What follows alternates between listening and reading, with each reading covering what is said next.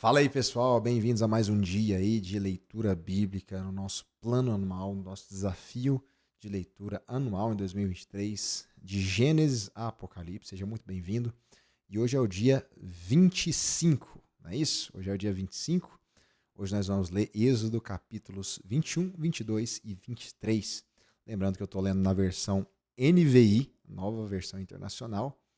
E se você quiser usar essa mesma versão para acompanhar, tudo bem? A gente vai estar lendo aqui e comentando também sobre esses capítulos. Vamos lá? Então, Êxodo 21 diz assim: são estas as leis que você proclamará ao povo. Se você comprar um escravo hebreu, ele o servirá por 6 anos, mas no 7º ano será liberto, sem precisar pagar nada. Se chegou solteiro, solteiro receberá liberdade. Mas se chegou casado, sua mulher irá com ele.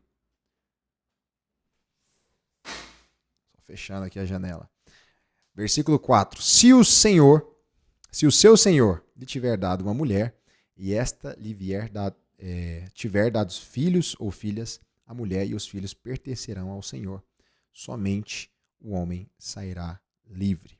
Se, porém, o escravo declarar: eu amo meu senhor, a minha mulher e os meus filhos, e não quero sair livre, o seu senhor o levará perante os juízes, terá que levá-lo à porta ou à lateral da porta, furar a sua orelha, assim ele será seu escravo por toda a vida. Se um homem vender sua filha como escrava, ela não será liberta como os escravos homens. Se ela não agradar o seu senhor que a escolheu, ele deverá permitir que ela seja resgatada. Não poderá vendê-la a estrangeiros, pois isso seria deslealdade para com ela. Se o seu senhor se o seu senhor a escolher para o seu filho, lhe dará os direitos de uma filha.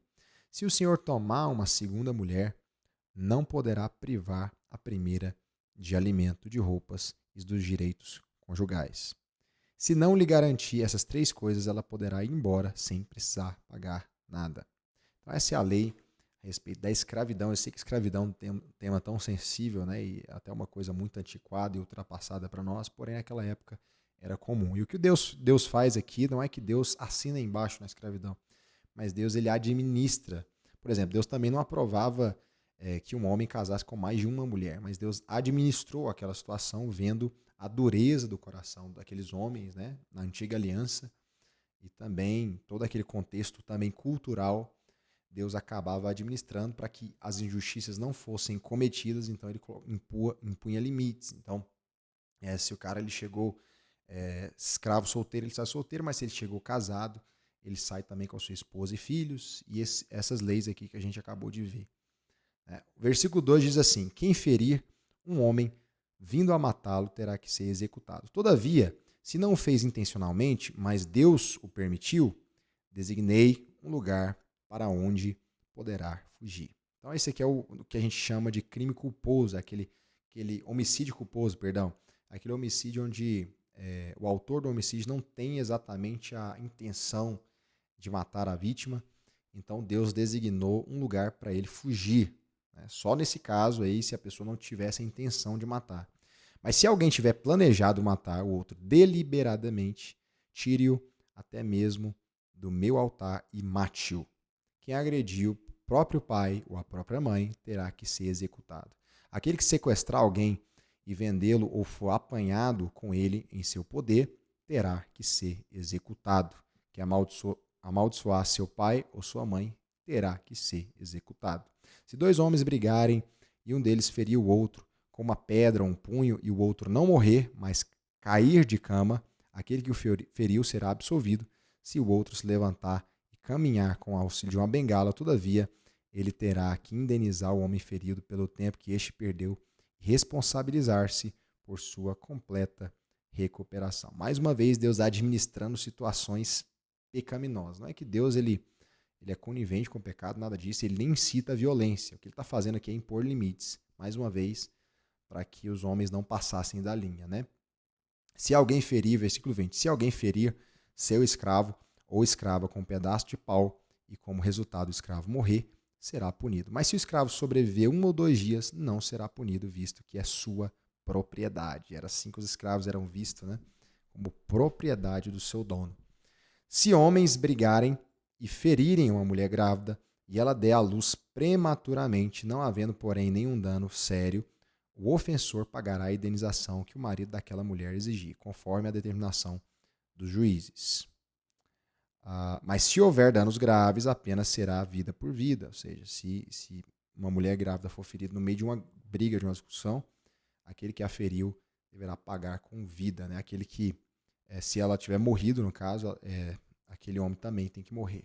Versículo 24, olho por olho, dente por dente, mão por mão, pé por pé. Eu sei que, mais uma vez, né, a gente acha que Deus está incitando a violência, mas não. O que ele está falando ele está barrando, né, e impedindo de que aquele que cometeu o crime seja mais julgado do que o crime que ele cometeu. Então era muito comum na antiguidade, por exemplo, o cara roubou uma galinha, ele é preso e morto, né? Aqui Deus está impondo limites, não é bem assim que as coisas funcionam. Em outras palavras, se o que ele fez, né, realmente... Então, por exemplo, se você arrancou um olho de alguém, o seu olho deveria ser arrancado. Então, o que Deus está falando aqui é para que houvesse, então, uma cooperação, né? Uma comparação entre aquele que foi lesado, né, na hora de se vingar, no caso. Olho por olho, dente por dente, mão por mão e pé por pé. A gente vê que Jesus, né, na nova aliança, ele transcende essa lei e, na verdade, ele fala até mesmo para orar pelo bem daqueles que te perseguem, enfim. 25, versículo 25. Queimadura por queimadura, ferida por ferida, contusão por contusão. Se alguém ferir o escravo, o seu escravo ou a sua escrava no olho e o cegar, terá que libertar o escravo como compensação pelo olho. Se quebrar um dente de um escravo ou de uma escrava, terá que libertar o escravo como compensação pelo dente. Se o boi chifrar um homem ou uma mulher, causando-lhe a morte, o boi terá que ser apedrejado até a morte, e a sua carne não poderá ser comida, mas o dono do boi será absolvido. Se todavia o boi costumava chifrar e o dono, ainda que alertado, não o manteve preso, e o boi matar um homem ou mulher, o boi será apedrejado e o dono também terá que ser morto. Ou seja, se um boi machucar alguém a ponto de matar e o dono não sabia que ele tinha essa violência e tal, então ele vai ser absolvido, mas se ele soubesse dessa agressividade do seu boi, ele também seria morto junto com o boi. Versículo 30. Caso, porém, lhe pedirem um pagamento, poderá resgatar a sua vida pagando o que foi exigido. Esta sentença também se aplica no caso de um boi chifrar um menino ou uma menina. Se o boi chifrar um escravo ou escravo, o dono do animal terá que pagar 360 gramas de prata ao dono do escravo e o boi será apedrejado. Se alguém abrir ou deixar aberta uma cisterna, não tendo o cuidado de tampá-la, e um jumento ou boi nela cair, o dono da cisterna terá de pagar o prejuízo indenizando o dono do animal e ficará com o animal morto. Se o boi de alguém ferir o boi de outro e o matar, venderão o boi vivo e o dividirão em partes iguais, tanto o valor como animal morto. Contudo, se o boi costumava chifrar e o dono não manteve preso, este terá que pagar boi por boi e ficará com o que morreu. Capítulo 22. Então, essas são algumas leis, né? Algumas leis sociais até naquele período em Israel que Deus estipulou para que não houvesse injustiças. Né? A intenção de Deus aqui não é, de modo algum, incitar a violência, mais uma vez falo isso, mas é de colocar limites na maldade do homem. Né? Uma vez que, na velha aliança, o homem não havia recebido um novo coração, não havia nascido de novo, e que o homem também não tinha o seu coração, seu interior transformado, então Deus, o que ele fazia era limitar essa maldade do homem. Né? Capítulo 22 de Êxodo. Se alguém roubar um boi ou uma ovelha e abatê-lo ou vendê-lo, terá que restituir 5 bois pelo boi e 4 ovelhas pela ovelha. Se o ladrão e for pego arrombando, for ferido e morrer, quem o feriu não será culpado de homicídio. Ou seja, alguém entra na sua propriedade roubando alguma coisa e você se defende e fere o ladrão. Né? Naquela época, não hoje, tá bom? Mas naquele contexto lá, quem o feriu não seria culpado pelo homicídio, visto que ele estava invadindo ali, roubando dentro da sua propriedade. Mas se isso acontecer depois do nascer do sol, será culpado de homicídio. Um ladrão terá que restituir o que roubou, mas se não tiver nada, será vendido para pagar o roubo. Se o que foi roubado foi encontrado vivo em seu poder, seja boi, seja jumento, seja ovelha, ele deverá restituí-lo em dobro. Então, o ladrão não simplesmente deveria ser punido, como também devolver 2 vezes mais o que roubou.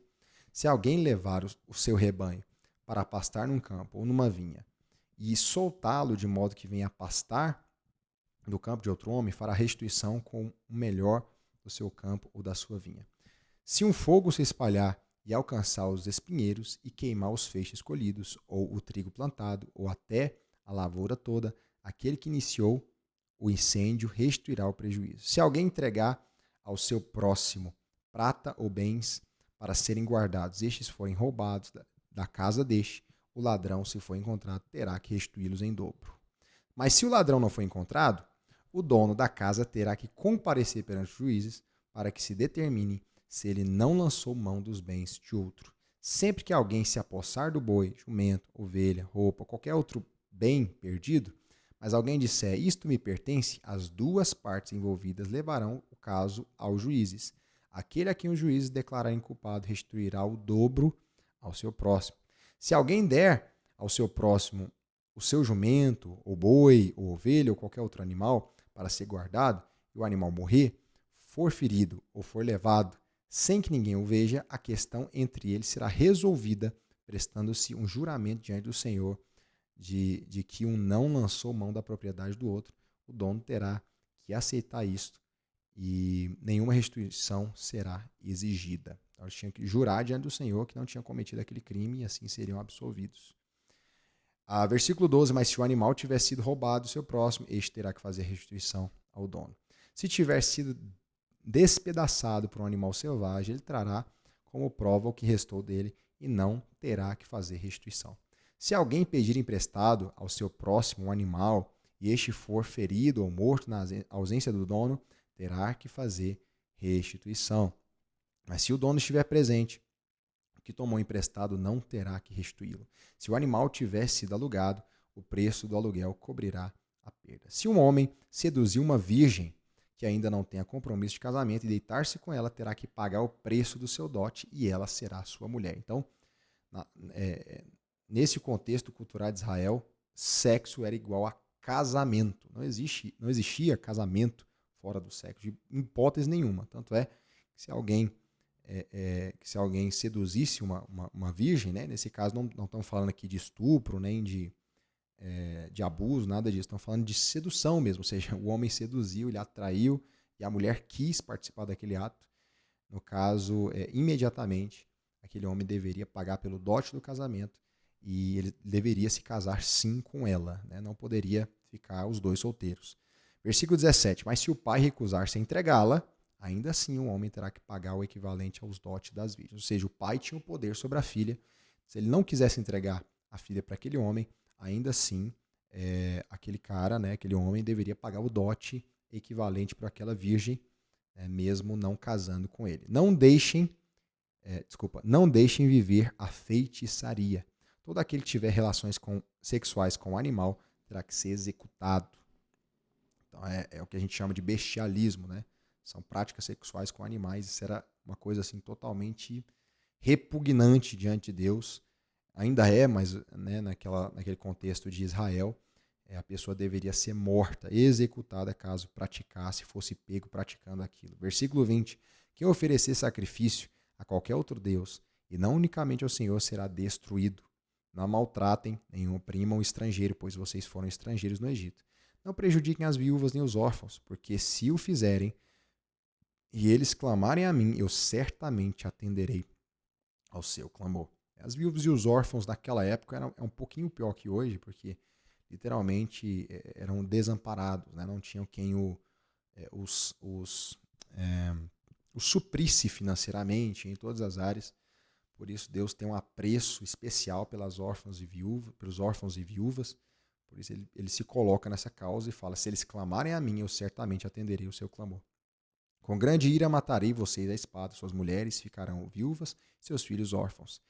Se fizerem empréstimos a alguém do meu povo e algum necessitado que vive entre vocês, não cobrem juros dele, não emprestem visando lucro.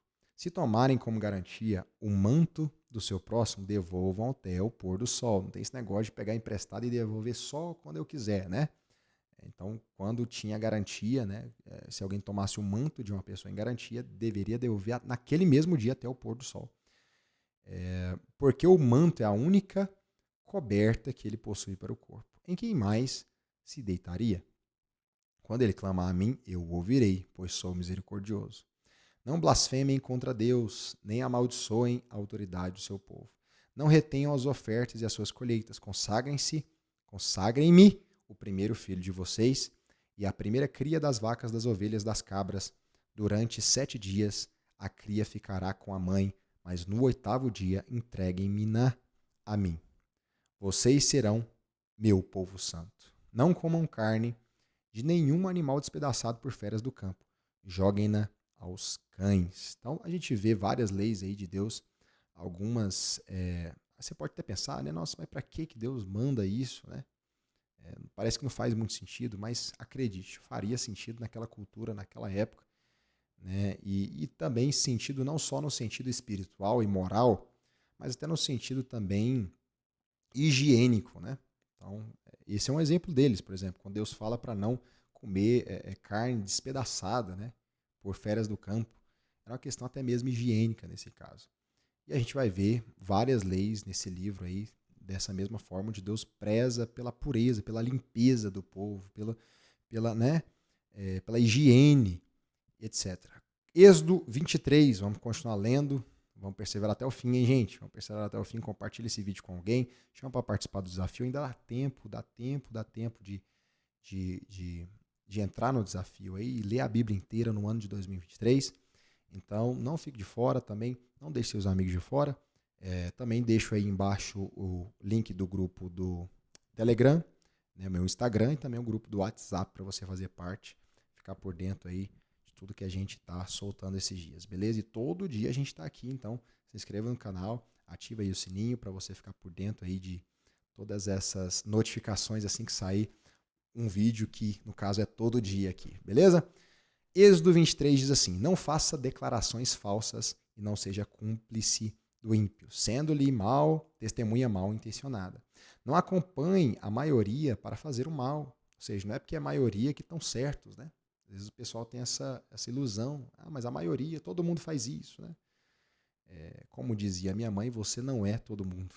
Então, a maioria nem sempre vai estar certo, na verdade, a maioria das vezes vai estar errada sim. E versículo 2 então diz isso: não acompanhe a maioria para fazer o mal. Ao testemunhar no processo, não perverta a justiça para apoiar a maioria. Nem, ou seja, se tiver poder de voto, né, não vota porque a maioria está votando apenas, né? Se aquele voto for um voto em prol da maldade e tudo. Versículo 3. Nem para favorecer o pobre num processo. Se você encontrar perdido o boi ou o jumento que pertence ao seu inimigo, leve-o de volta a ele. Então, justiça, leve de volta, pertence a ele, por mais que é o seu inimigo, mas leve de volta a ele.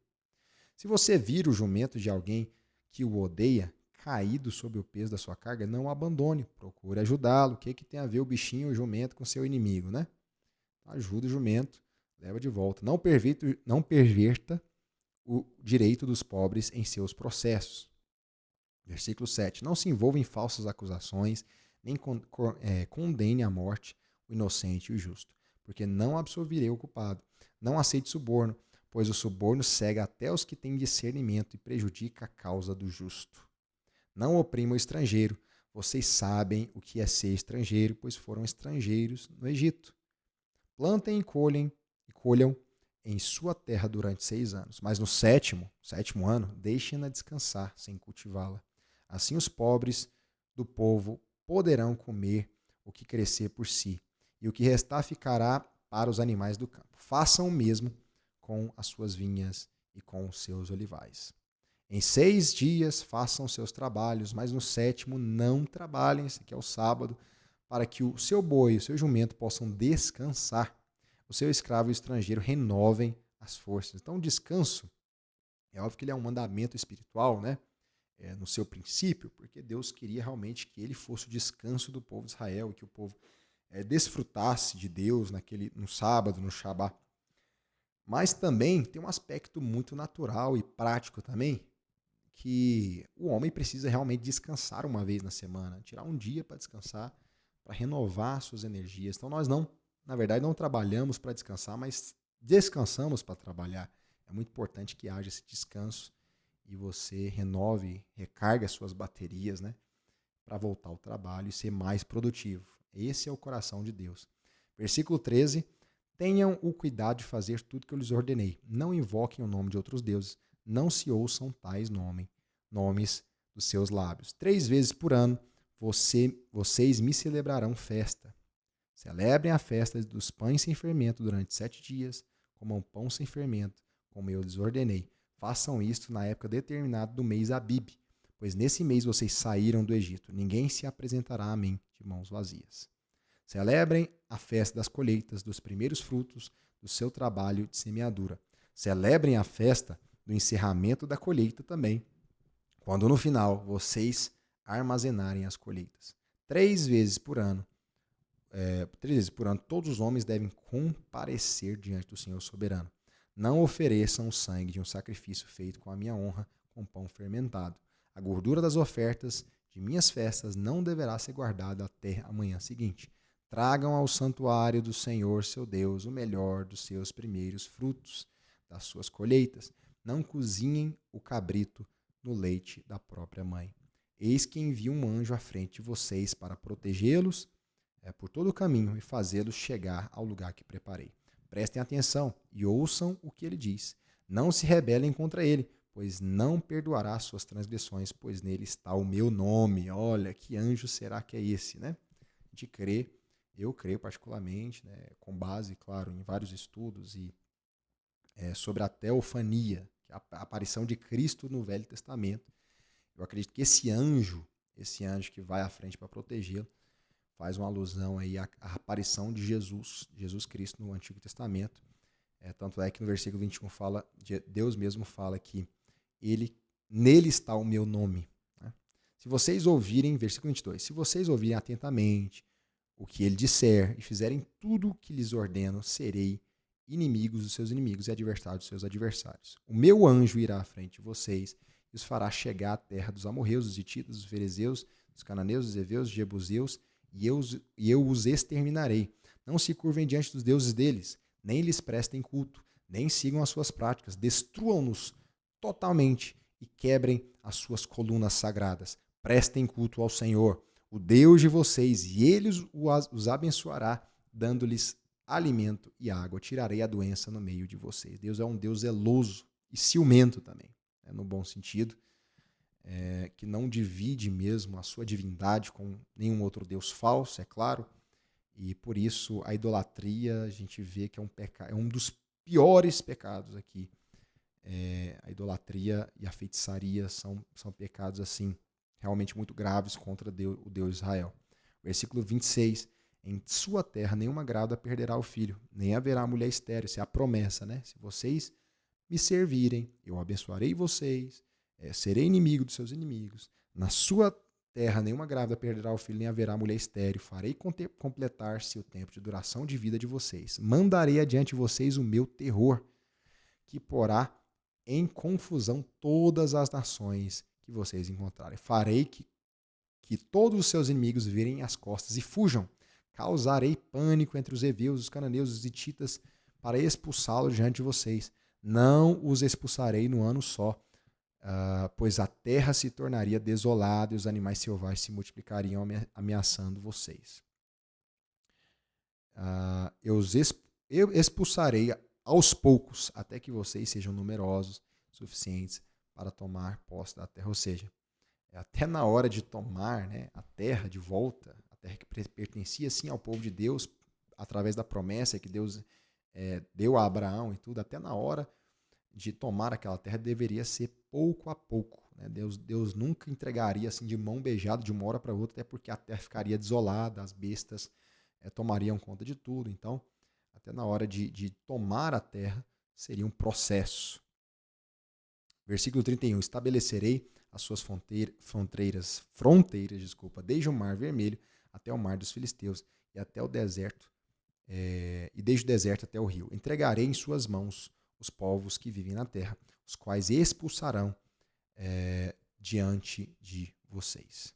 Não façam aliança com eles, nem com seus deuses. Infelizmente, a gente vai ver que essa ordem aqui vai ser quebrada, né? Lá em Josué. Infelizmente, eles vão fazer aliança com o povo, sem saber que eram inimigos e tal, desrespeitando, desobedecendo a ordem de Deus. Mas enfim, vamos chegar lá ainda. Versículo 33, o último versículo aí. Não deixem que esses povos morem na terra de vocês, senão eles os levarão a pecar contra mim, porque prestar culto aos deuses deles será uma armadilha para vocês. Deus está falando, olha, não cai na tentação não entre em tentação, não faz aliança com esse povo, não faz amizade com esse povo, né? Não permita que eles morem na terra de vocês, porque pode ser que vocês se sintam tentados à idolatria, né? E isso será uma armadilha para vocês. A gente vê que isso vai acontecer muito ainda, infelizmente, anos depois, na história do povo de Israel. E agora também, alguns capítulos depois, o povo também vai cair no pecado da idolatria. Então é isso, pessoal. Essa é a nossa leitura de hoje, né? O nosso comentário de hoje. Que Deus abençoe vocês. Se inscreva no canal, dá uma força aí, clica no sininho para você receber as notificações. E a gente vai estar aqui todo dia lendo a Bíblia, comentando com vocês, beleza? E chame mais gente para participar com você. Vamos perseverar até o final. Vamos ler a Bíblia nesse ano, de capa a capa, de Gênesis e Apocalipse. Estou muito animado e cada dia que eu leio eu fico mais animado ainda, porque a palavra de Deus ela é muito rica, ela é muito poderosa e ela é alimento para nós. Amém? Então, tamo junto. Que Deus abençoe você e até amanhã. Valeu!